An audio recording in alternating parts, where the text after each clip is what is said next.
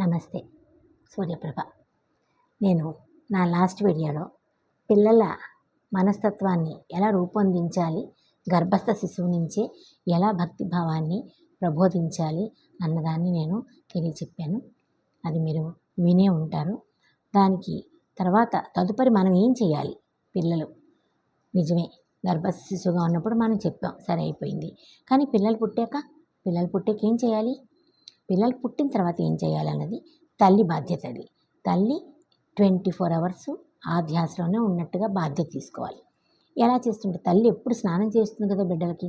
స్నానం చేస్తున్నప్పుడు ఏం చేయాలంటే స్నానం అంతా అయిపోయాక ఆ నీళ్ళని దిష్టి తీస్తూ శ్రీరామ రక్ష సర్వ జగద్రక్ష అంటూ ఆ శ్రీరాముడి నామాన్ని రోజు ఒక మంత్రంలా దాన్ని ఉపదేశిస్తుంది.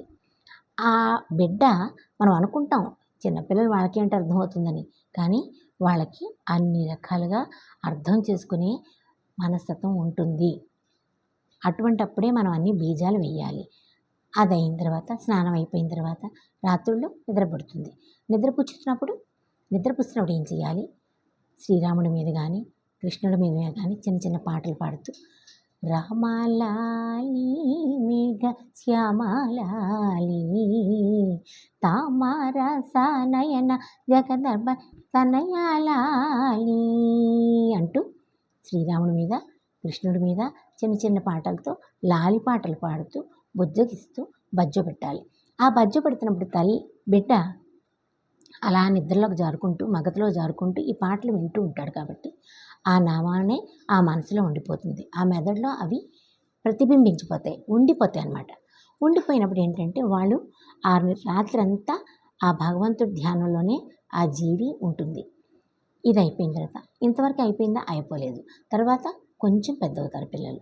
కొంచెం పెద్ద అయిన తర్వాత వాళ్ళకి బుడి అడుగులు వేస్తున్నప్పుడు చిన్న చిన్న మాటలు వస్తున్నప్పుడు కూడా తల్లి తన ప్రయత్నాన్ని ఇంకా ఎక్కువ ఉధృతం చేయాలి. మానకూడదు, ఆపకూడదు. ఏం చేయాలి? అప్పుడు చిన్న చిన్న పద్యాలు ఆ వచ్చిన బుజ్జి మాటలతోటప్పుడే చిన్న చిన్న పద్యాలు వాళ్ళ చేత వల్లి వేయించాలి. మనం ఉన్నాయి కదా, చేత వెన్న ముద్ద చెంగల్వ పూదండ బంగారు మొలతాడు పట్టుదట్టి అంటూ కృష్ణుడి మీద చిన్న చిన్న పద్యాలు ఉన్నాయి కదా, అవి చెప్తూ కృష్ణుడి గురించి చెప్పడం. తర్వాత శ్రీరామ జయ రామ జయ జయ రామ అంటూ రాముడి గురించి వల్లి వేస్తూ చిన్న చిన్న పద్యాలతో వాళ్ళకి ఆ భక్తి భావాన్ని వాళ్ళ మనసుల్లో ఇంప్రింట్ చేయాలన్నమాట.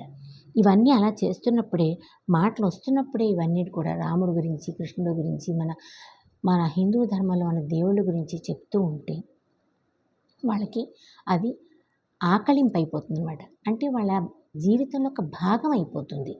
సో తల్లి చేసిన ఈ ప్రయత్నం అప్పుడు కనిపించకపోయినా తర్వాత రాను బిడ్డ పెరుగుతున్నప్పుడు వాళ్ళ అలవాటుల్లో, వాళ్ళ ఆలోచన విధానాల్లో, వాళ్ళ మాటల్లో, వాళ్ళ ప్రవర్తనలో ఆ తేడాని మనం బాగా గమనించగలుగుతాం అన్నమాట.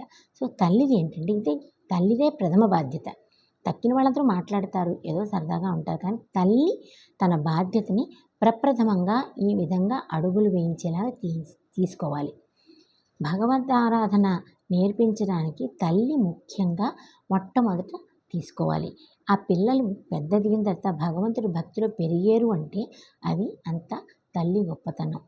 ఆ తల్లి గొప్పతనం తెలియాలి అంటే బిడ్డల్ని చిన్నప్పటి నుంచే భక్తి భావంలో నడపాలి.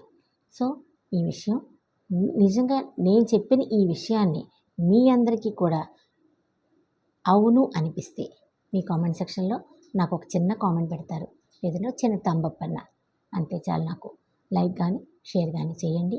మీకు నచ్చితే నా ఛానల్ని సబ్స్క్రైబ్ చేసుకోండి, నన్ను ఎంకరేజ్ చేయండి. ధన్యవాదాలు. సూర్యప్రభ. Thank you.